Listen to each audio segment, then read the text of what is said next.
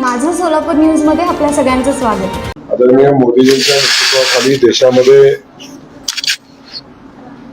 जी विकासाची घोडदौड चालू आहे, एक प्रगत देश बनण्याच्या दिशेने जी वाटचाल चालू आहे, त्याचसोबत महाराष्ट्राचे मुख्यमंत्री आदरणीय देवेंद्रजींच्या नेतृत्वाखाली आपण बघतोय की आता महाराष्ट्राचा चारी बाजूने विकास होतोय आणि सर्व क्षेत्रामध्ये सर्वांगीण विकास होत असताना अनेक लोकांना आता वाटतं की आपल्या गावाचा, आपल्या शहराचा, आपल्या तालुक्याचा विकास व्हायचा असेल तर भारतीय जनता पक्षासोबत गेल्याशिवाय हे शक्य होणार।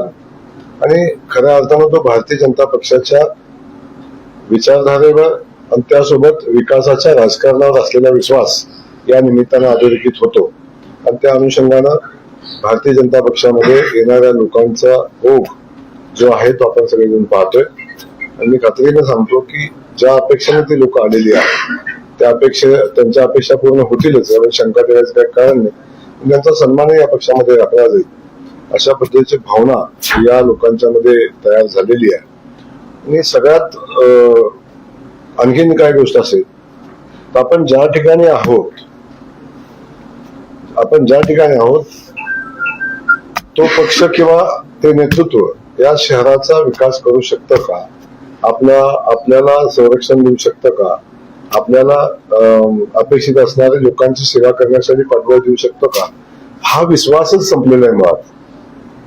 आणि याला सगळ्यात मोठं कारण ते आहे, आज आपण पाहतो की शहरामध्ये एक काळ असा होता की अख्ख्या राज्याचं काँग्रेस पक्षाचं राजकारण सोलापूर शहरातून चालायचं। त्या शहरामध्ये आज सोलापूरमध्ये काँग्रेस पक्ष स्वतःच्या ताकदीवर स्वतःचं पॅनल उभं करू शकत नाही अशी परिस्थिती आज आहे।